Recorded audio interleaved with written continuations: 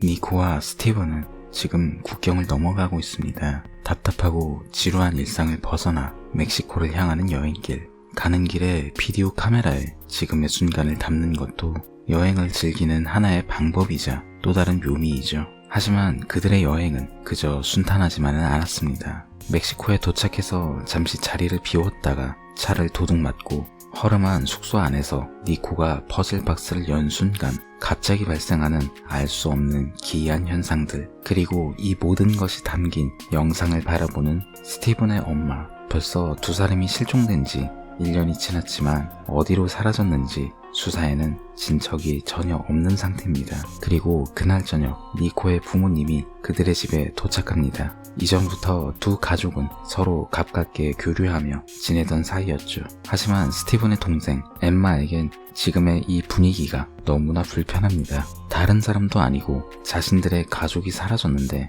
그걸 애써 외면하라는 어른들의 모습이 한심하고 답답한 듯 하네요. 게다가 엠마는 니코와 연인 관계이기도 했기에 더 그런 듯 합니다. 저녁 식사 자리를 뛰쳐나와 스티븐의 방 안으로 들어간 엠마. 그녀는 스티븐의 방 안에서 퍼즐 박스를 발견하게 됩니다. 이걸 발견하게 됐으니 작동시키는 건 예정된 수순이겠죠.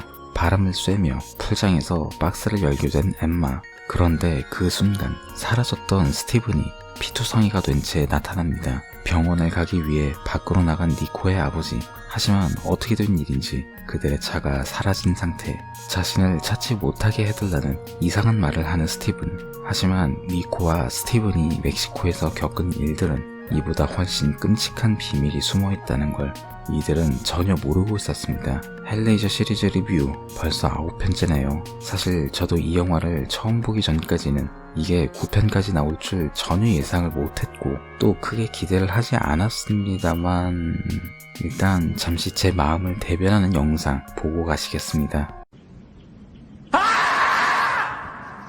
단도직입적으로 말하겠습니다. 이 영화는 이전에 쓰레기로 명성이 드높았던 4편을 능가하는 역대급 핵폐기물 영화예요. 이 정도 완성도라면 최악의 바닥 수준을 넘어서 심연의 주민들이 님비 현상을 일으켜도 우리가 이해하고 넘어가야 하지 않을까 싶을 정도입니다.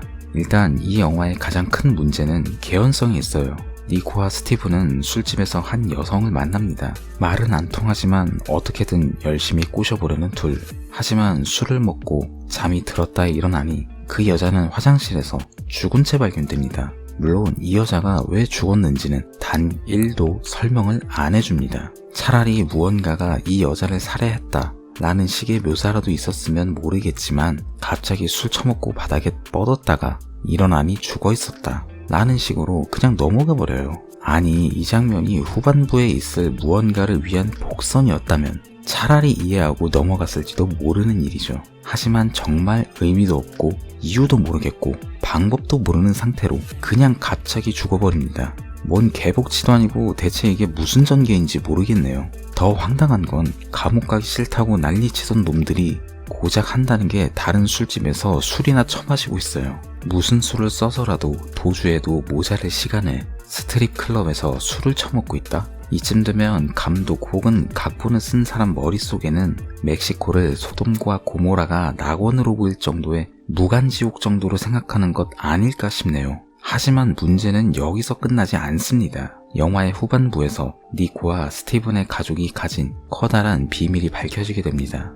문제는 이게 그 어떠한 복선도 없는 상태에서 갑자기 뜬금포로 짜잔 사실은 이렇답니다 하고 밝혀진다는 거예요. 이게 무슨 예나 선정이 딸이에요급 막장 전개인지 모르겠네요. 하지만 각본상의 문제는 여기서 끝나지 않습니다. 니코와 스티븐의 관계는 헬레이저 1편의 프랭크와 줄리아, 그리고 헬레이저 2편의 줄리아와 닥터 체나드를 연상시켜요. 아니, 정확히 말하면 사실상 똑같습니다. 5편부터 전통 헬레이저 세계관의 설정은 다 던져놓고 이제 와서 1편과 2편의 캐릭터를 가져다 쓴다? 양심이 없어도 정도껏 없어야죠. 이 정도면 사탄도 두려워할 수준이 아닌가 싶네요. 그리고 남은 또 하나의 커다란 문제. 이번 영화부터 피네드를 연기하던 더그 브래들리가 하차합니다. 새로운 배우가 피네드를 연기한 건 그렇다 치자고요. 대체 왜 분장용 렌즈 장착을 안 한 건지 설명 좀 해줬으면 좋겠네요. 원래 피네드는 그 의중을 알 수 없는 지옥 어딘가를 응시하는 듯한 특유의 눈빛에서 카리스마를 뿜어내는 캐릭터입니다. 그런데 갓 태어난 아기 사슴 마냥 이 똘망똘망한 눈은 대체 뭘까요? 분장도 어딘가 전작에 비해 살짝 지저분한 티가 나는데 그것도 모자라서 이젠 갑자기 피네드 짭퉁까지 튀어나옵니다. 다른 세터바이트들 역시 기존에 등장한 캐릭터들을 디자인만 살짝 바꾼 것이 느껴지네요. 아무리 저의 산이라지만 이건 좀 너무하지 않냐?